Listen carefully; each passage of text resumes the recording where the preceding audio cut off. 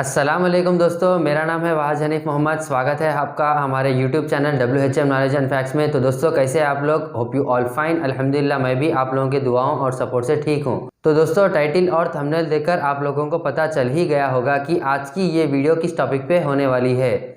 जी हाँ दोस्तों, आज की ये टॉपिक होने वाली है about the great Indian freedom fighter मौलाना अब्दुल कलाम आज़ाद, जिनके बर्थडे एनिवर्सरी पर हम लोग हर साल नेशनल एजुकेशन डे बनाते हैं। जी हाँ दोस्तों, आज की इस वीडियो में हम लोग उन्हीं के बायोग्राफी के बारे में जानने वाले हैं।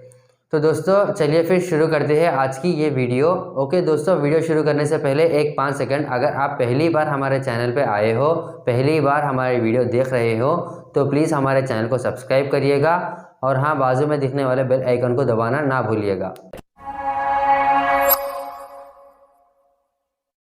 मौलाना अब्दुल कलाम आज़ाद, जिनका असली नाम अब्दुल कलाम गुलाम मुहिउद्दीन अहमद था। इनका जन्म 1888 को सऊदी अरेबिया के मक्का शहर में 11 नवंबर को हुआ था। इनकी माता आलिया, जो कि शेख मोहम्मद ज़ाहिर वतरी की बेटी थी, और इनके पिता मौलाना खैरुद्दीन एक इंडियन बंगाली थे। ये एक इंडियन फादर और अरेबियन मदर के द्वारा पैदा होने वाले great Indian freedom fighter, philosopher, poet, communist leader, social activist थे। जब इंडिया में सिपाही तिరుగుबाटू का मूवमेंट चल रहा था, उस वक़्त में इनके पिता इंडिया से मक्का को गए थे और वहाँ पे इनके पिता सेटल्ड हो गए और फिर उन्होंने आलिया नाम की एक खातून से वहाँ पे शादी कर ली और फिर बाद में मौलाना अब्दुल कलाम आज़ाद का जन्म हुआ। अब क्योंकि मौलाना अब्दुल कलाम आज़ाद के फोरफादर्स सभी मुस्लिम लोग हैं, इसलिए इनकी बेसिक जो पढ़ाई थी वो ट्रेडिशनल इस्लामिक की पढ़ाई हुई। 1890 में मौलाना अब्दुल कलाम आज़ाद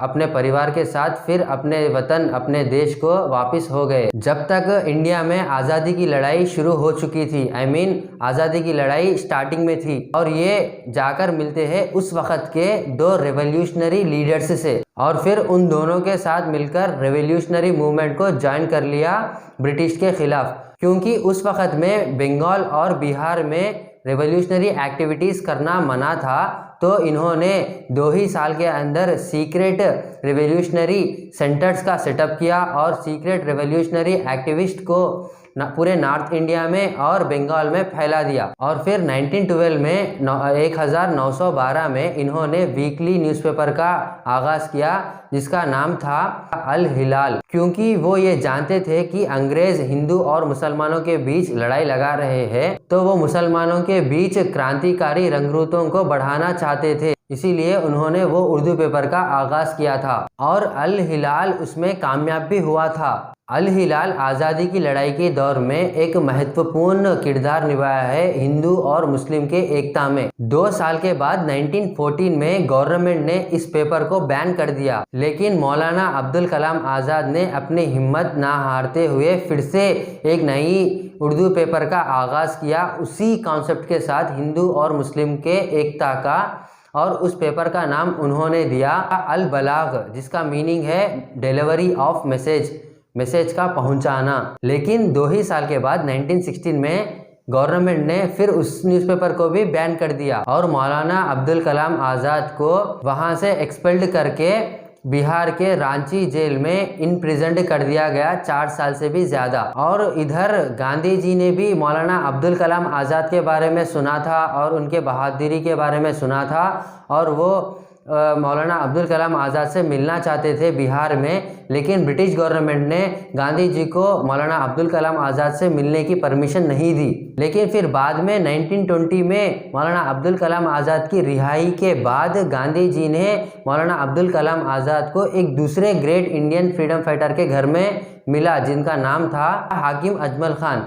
जी हाँ दोस्तों, हाकिम अजमल खान के घर में गांधी जी ने उस वक़्त मौलाना अब्दुल कलाम आज़ाद से मुलाकात की और वो उनसे बहुत इम्प्रेस्ड हुए और उनके बातों से बहुत इम्प्रेस्ड हो गए थे गांधी जी। और फिर बाद में मौलाना अब्दुल कलाम आज़ाद ने खिलाफत मूवमेंट के साथ मुसलमानों को जगाया और ज़्यादा से ज़्यादा आज़ादी की लड़ाई में ज्वाइन होने के लिए मुसलमानों को प्रोत्साहित किया। गांधी जी के द्वारा स्टार्ट की जाने वाली नॉन कॉरपोरेशन मूवमेंट जो थी, उसको आज़ाद ने बहुत जमकर सपोर्ट किया। और फिर 1920 में ही मौलाना अब्दुल कलाम आज़ाद ने इंडियन नेशनल कांग्रेस को ज्वाइन कर लिया और फिर 3 ही सालों के अंदर वो इंडियन नेशनल कांग्रेस में एक स्पेशल सेक्शन के द्वारा एज ए प्रेसिडेंट भी सिलेक्ट किए गए। 1930 में जब साल्ट सत्याग्रह जो उप्पू सत्याग्रह जो मूवमेंट कहते हैं हम लोग, उस मूवमेंट के दौर पे इन्हें फिर से कैद किया गया करीब 1 साल से भी ज़्यादा। और फिर वो 1940 में इंडियन नेशनल कांग्रेस के प्रेसिडेंट भी बन गए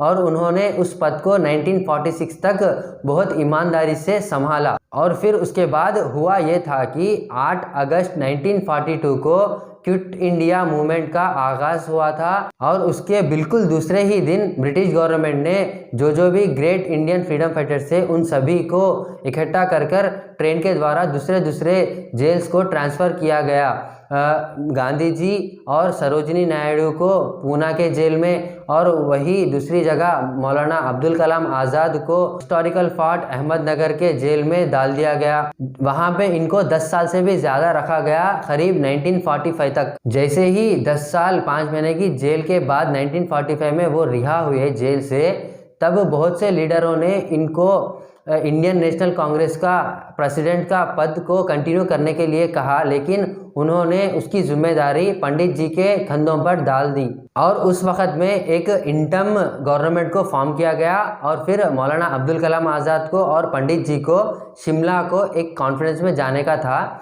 लेकिन मौलाना अब्दुल कलाम आज़ाद तभी जेल से रिहा हुए थे और उनकी तबीयत भी कुछ उतनी ख़ास नहीं थी, लेकिन फिर भी उन्होंने अपने आप को उस कॉन्फ्रेंस में जाने के लिए तैयार किया और उन्होंने और पंडित जी ने दोनों ने मिलकर उस शिमला की हिस्टोरिकल कॉन्फ्रेंस को अटेंड किया। उनका मोटो एक ही था, नेशन बिफोर सेल्फ। और फिर उसके बाद 15 अगस्त 1947 को क्या हुआ था आप में से सभी को पता ही होगा। अपने इंडिया भारत देश को आज़ादी मिली, लेकिन अपने देश के बंटवारे के साथ। और फिर उसी के साथ मौलाना अब्दुल कलाम आज़ाद बने अपने अखंड भारत के first education minister. Pandit Jawaharlal Nehru के कैबिनेट में वो 1947 से 1958 तक एज ए एजुकेशन मिनिस्टर अपने पद को संभालते हुए आए थे। उनके ही लीडरशिप में इंडिया ने इंडियन इंस्टीट्यूट ऑफ टेक्नोलॉजी को स्थापित किया 1951 में और 1953 में यूनिवर्सिटी ग्रांट्स कमीशन का एस्टैब्लिशमेंट हुआ। और फिर 1958 में एक स्ट्रोक की वजह से मौलाना अब्दुल कलाम आज़ाद का इंतकाल हो गया। और फिर बाद में इनकी याद में 1992 में इनको भारत रत्न से पुरस्कार भी किया गया। इनके बर्थडे सेंचुरी की याद में 1989 को मौलाना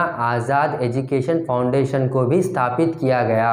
अक्रॉस इंडिया में बहुत से इंस्टीट्यूशंस को इनका नाम दिया गया इनके हॉनर में या इनकी याद में, जिनमें से कुछ ये है जैसे कि Maulana Azad medical college new Delhi, Maulana Azad national institute of technology Kolkata, Maulana Azad institute of technology Bhopal, Abdul Kalam Azad institute of ancient studies. और फिर बाद में 11 सितंबर 2008 को मिनिस्ट्री ऑफ ह्यूमन रिसोर्स ने ये अनाउंसमेंट किया कि इस साल यानी 2008 से हर साल 11 नवंबर को मौलाना अब्दुल कलाम आज़ाद के बर्थडे एनिवर्सरी पर हर साल नेशनल एजुकेशन डे बनाया जाएगा। ऐसा मिनिस्ट्री ऑफ ह्यूमन रिसोर्स ने 2008 में डिक्लेयर किया। और फिर जब से अब तक आज तक हम लोग हर साल 11 नवंबर को इंडिया में नेशनल एजुकेशन डे मनाते आ रहे हैं। उनके बलिदानों और एजुकेशन सेक्टर में उनके द्वारा की जाने वाली महत्वपूर्ण कामों की यादों में हर साल हम लोग ये नेशनल एजुकेशन डे बनाते हैं। ओके दोस्तों, आई होप कि आपको आज की ये वीडियो पसंद आई होगी। मैंने मेरी पूरी कोशिश करी कि आज की ये एक छोटी सी वीडियो में मौलाना अब्दुल कलाम आज़ाद की पूरी कंप्लीट बायोग्राफी बताऊं। आई होप मैंने सारे ही पॉइंट को डिस्कस किया। अगर से मैंने कुछ पॉइंट्स को छोड़ दिया तो आप ज़रूर से उसे मुझे कमेंट बॉक्स में बताइएगा। इंशाल्लाह आइंदा फ्यूचर में किसी और वीडियो में हम लोग उस पॉइंट्स को डिस्कस करेंगे। ओके दोस्तों, वीडियो को लाइक करिएगा, अपने दोस्तों के साथ अपने मन पसंदीदा सोशल मीडिया प्लेटफॉर्म पर ज़रूर शेयर करिएगा। साथ ही साथ हमारे चैनल पे नेक्स्ट कौन से टॉपिक के बारे में आप वीडियो देखना चाह रहे हैं उसे हमें कमेंट बॉक्स में बताइएगा। और आज की ये वीडियो में आपको मौलाना अब्दुल कलाम आज़ाद के बारे में कौन सा पॉइंट अच्छा लगा उसे भी हमें ज़रूर से कमेंट बॉक्स में बताइएगा।